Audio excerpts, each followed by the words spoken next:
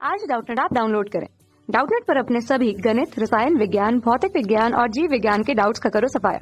बस प्रश्न की फोटो खींचो, एक ही प्रश्न को क्रॉप करो और तुरंत वीडियो सोल्यूशन पाओ। अभी डाउनलोड करें।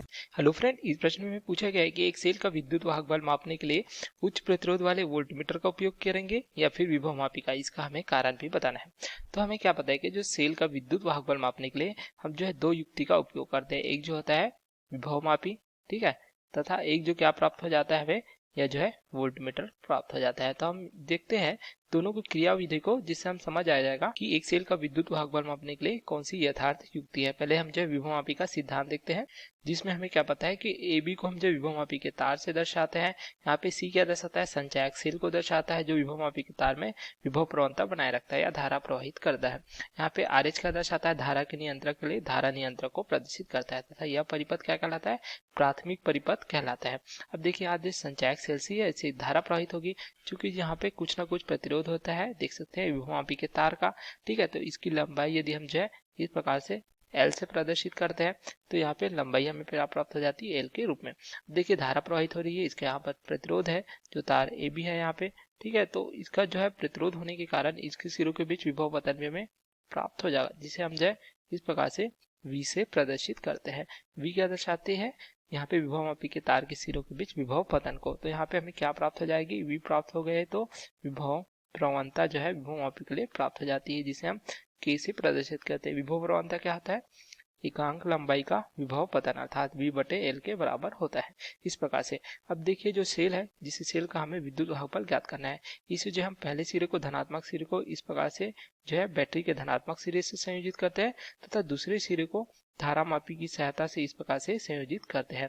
अब देखिए, धारा मापी के जो सिरा है, इसे जॉकी की सहायता से जो विभव मापी का तार ए भी है, इसे स्पर्श कराया जाता है, इस प्रकार से ए से बी की ओर। अब देखिए, कोई ऐसा बिंदु होता है, जैसे मान लीजिए कि बिंदु सी है, इसमें हमें शून्य विक्षेप की स्थिति प्राप्त होती है। शून्य विक्षेप अर्थात जो है धारा मापी में कोई विक्षेप नहीं होता।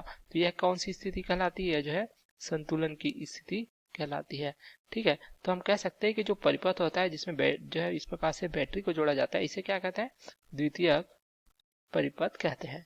तो द्वितीयक परिपथ में जो संतुलन की स्थिति या शून्य विक्षेप की स्थिति में कोई धारा प्रवाहित नहीं होती, धारा का मान जो है शून्य होता है, अर्थात सेल के द्वारा कोई धारा जो है नहीं ली जाती, जिससे जो है धारा मापी जो है शून्य विक्षेप की स्थिति में होता है। तो यहाँ पे देखिए, ए से सी क्या दर्शाता है, संतुलन बिंदु को, ठीक है। तो यहाँ इसकी लंबाई यदि L है, L क्या दर्शाता है, संतुलन लंबाई को। तो इसके लिए हम जो विद्युत वाहक बल है, V का मान क्या प्राप्त हो जाता है, ये प्राप्त हो जाता है K गुणित L के बराबर, जहाँ K जो है विभव प्रवणता को प्रदर्शित करता है।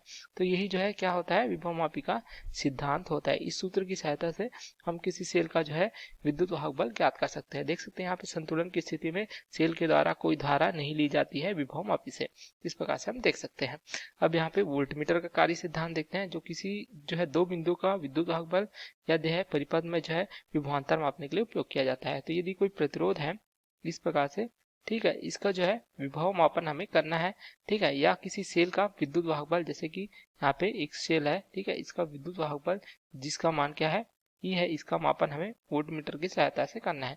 तो हम जो है वोल्टमीटर को किस प्रकार से, इस प्रकार से समांतर क्रम में संयोजित करते हैं सेल के।